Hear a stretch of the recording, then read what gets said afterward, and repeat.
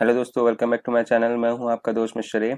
तो MSME playlist के second topic में आज हम कवर करने वाले हैं कि एमएसएमई रजिस्ट्रेशन के क्या क्या बेनिफिट्स हैं। यानी अगर आप अपनी ऑर्गेनाइजेशन को एमएसएमई के अंदर रजिस्टर करते हैं और उद्यम रजिस्ट्रेशन सर्टिफिकेट लेते हैं तो उसके क्या क्या फ़ायदे होंगे आपको। तो चलिए स्टार्ट करते हैं।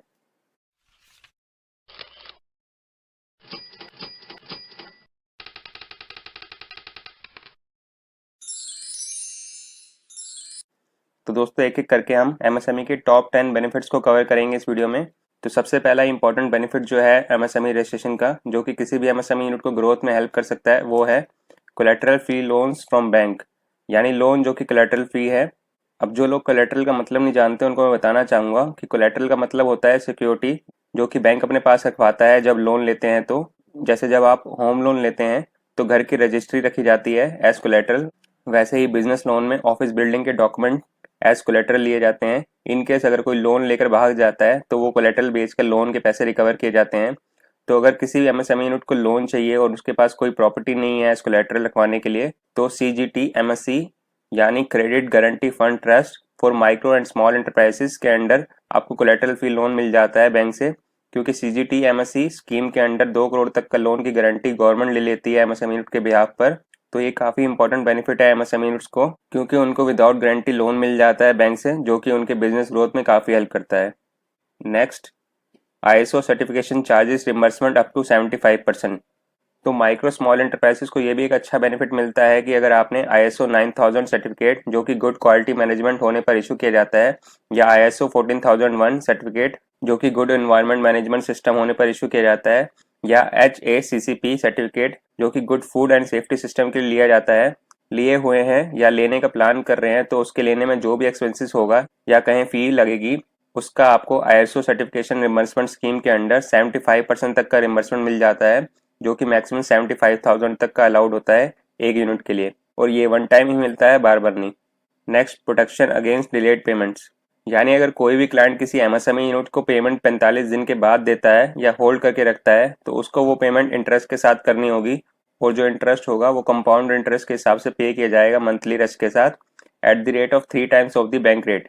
यानी बैंक का जो भी रेट होगा उसका 3 गुना इंटरेस्ट रेट के साथ पे करना होगा। तो इस चीज को ट्रैक करने के लिए हाफ ईयरली रिटर्न भी क्लाइंट को फिल करनी होती है, जिसमें उनको मेंशन करना होता है कि उन्होंने किस किस एमएसएमई यूनिट को पेमेंट 45 दिन के बाद की है। अगर क्लाइंट बार बार किसी एमएसएमई यूनिट को पेमेंट डिले कर रहा है तो उनके अगेंस्ट एक्शन लिया जाता है। नेक्स्ट, समाधान platform for bad debts recovery. तो अगर आपके कोई बैड डेब्ट्स हैं, यानी ऐसा पैसा जो कि फंसा हुआ है, जैसे किसी क्लाइंट ने काम करवा लिया और बाद में काम से खुश ना होने की वजह से आपके पैसे रोक लिए या ना दिए हों, तो उन चीज़ों के सेटलमेंट के लिए एमएसएमई यूनिट्स को एमएसएमई समाधान का प्लेटफॉर्म प्रोवाइड किया जाता है, जहां आपको कुछ कुछ डिटेल प्रोवाइड करनी होती है, जैसे पार्टी का नाम क्या है जिसने आपके पैसे रोके हुए हैं, एड्रेस, कॉन्टैक्ट पर्सन नेम और ईमेल आईडी प्रोवाइड करनी होती है, कितने पैसे लेने बाकी हैं वो सब डिटेल फिल करनी होती है, और साथ ही में सपोर्टिंग डॉक्यूमेंट्स के तौर पर आपको इनवॉइस, कोई वर्क ऑर्डर या कॉन्ट्रैक्ट है तो वो अपलोड करना होता है।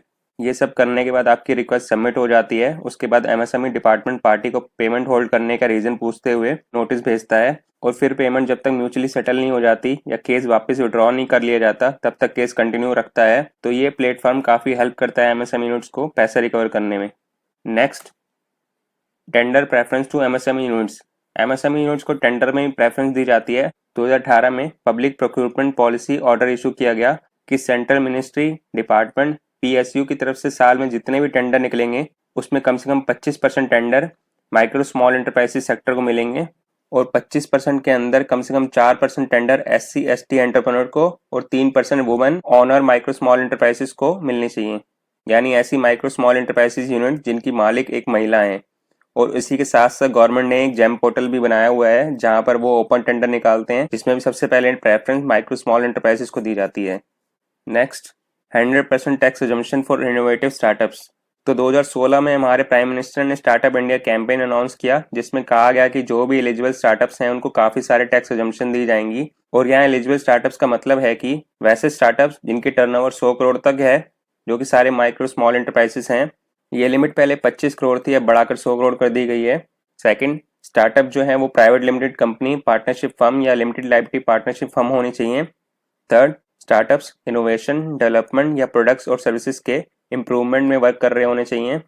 और भी कुछ कुछ एलिजिबिलिटीज हैं। तो ऐसे जो भी एलिजिबल स्टार्टअप्स होंगे उनको 10 साल के स्टार्टअप के पीरियड में कंटिन्यूसली स्टार्टिंग के 3 प्रॉफिट ईयर में कोई इनकम टैक्स नहीं देना होगा प्रॉफिट पर, यानी 100% टैक्स एग्जेम्पशन होगी 3 साल तक। Next, 50% of on patent registration. MSME units को इनकम टैक्स एग्जेम्पशन जैसे टैक्स बेनिफिट तो मिलते ही हैं, साथ साथ में कुछ डिस्काउंट भी मिलते हैं, जिनमें से discount on patent and trademark fee भी एक है। तो जिनके भी पास एमएसएमई रजिस्टर्ड सर्टिफिकेट होता है उनको ट्रेडमार्क और पेटेंट रजिस्ट्रेशन की फी में 50% तक का ऑफ मिल जाता है। Next, benefits in electricity bills. MSME units को इलेक्ट्रिसिटी बिल में भी कुछ कंसेशन मिल जाती है, जिसके लिए आपके पास वैलिड एमएसएमई सर्टिफिकेट होना चाहिए। उसके बाद आप डिपार्टमेंट को एप्लीकेशन करके कंसेशन क्लेम कर सकते हैं। इसके सिवा भी इलेक्ट्रिसिटी बिल में बेनिफिट्स मिलते हैं एमएसएमई यूनिट्स को। जैसे लास्ट ईयर लॉकडाउन के टाइम पर कर्नाटक और पंजाब ने जो बिल पर मिनिमम चार्जेस लगते हैं वो माफ कर दिए थे। Next, special consideration in international trade fairs. तो जो eligible state central government organisation और रजिस्टर्ड इंडस्ट्रीज एंड सोसाइटीज हैं जो बेसिकली एमएसएमई सेक्टर के प्रमोशन एंड डेवलपमेंट वर्क के लिए एसोसिएटेड हैं, उनको इंटरनेशनल कोऑपरेशन स्कीम के अंडर फाइनेंशियल असिस्टेंस मिलता है रिम्बर्समेंट बेसिस पर। जैसे एमएसएमई सेक्टर को international trade fairs, exhibition, buyer seller market में रिप्रेजेंट करने के लिए जो विजिट करते हैं उसके एक्सपेंसेस, और इंडिया में टेक्नोलॉजी अपग्रेडेशन और अपॉर्चुनिटीज एक्सप्लोर करने के लिए जो सेमिनार, इंटरनेशनल कॉन्फ्रेंस कंडक्ट की जाती हैं, उन सभी के जो एक्सपेंसेस होते हैं उनका रिम्बर्समेंट मिल जाता है। तो ऐसे ट्रेड फेयर्स और कॉन्फ्रेंसिस में एमएसएमई यूनिट्स को ही पार्टिसिपेट करने का मौका मिलता है, जो उनको इंटरनेशनल लेवल पर ले जाने और बिजनेस डेवलपमेंट में काफ़ी हेल्प करते हैं।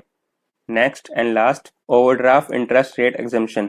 तो जो एमएसएमई यूनिट्स होते हैं उनको इंस्टेंट रिक्वायरमेंट होने पर अगर छोटे अमाउंट, जैसे अगर 10 से 15 लाख तक के ओवरड्राफ्ट की ज़रूरत है तो वो भी इजीली मिल जाता है बिना बैंक विजिट किए। और अगर ज़्यादा अमाउंट की ज़रूरत है वो भी बैंक विजिट करके डॉक्यूमेंट सबमिट करने पर इजीली मिल जाता है। और ओवरड्राफ्ट अमाउंट पर जो इंटरेस्ट रेट चार्ज होता है उसमें एमएसएमई यूनिट्स को 1% की एग्जम्पशन मिल जाती है। ये एग्जम्पशन 2% भी हो सकती है, जो कि बैंक टू बैंक डिपेंड करता है। तो दोस्तों ये थे एमएसएमई के टॉप 10 बेनिफिट्स। और भी डिफरेंट डिफरेंट तरीके से एमएसएमई यूनिट्स को एडवांटेज मिलती है।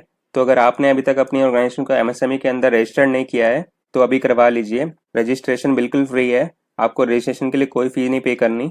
तो एमएसएमई के अंदर रजिस्ट्रेशन कैसे करते हैं उसको हम आगे इस प्लेलिस्ट में कवर करेंगे। तो अगर आपको ये वीडियो अच्छी लगी तो वीडियो को लाइक एंड चैनल को सब्सक्राइब करना मत भूलिएगा। अब मिलेंगे नेक्स्ट वीडियो में, तो तब तक के लिए bye bye, take care, thank you.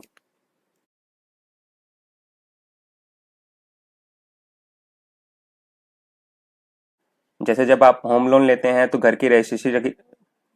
जैसे आप जैसे जब आप होम लोन लेते हैं तो घर की रजिस्ट्री जैसे जब आप होम लोन लेते हैं तो घर की रजिस्ट्री रखी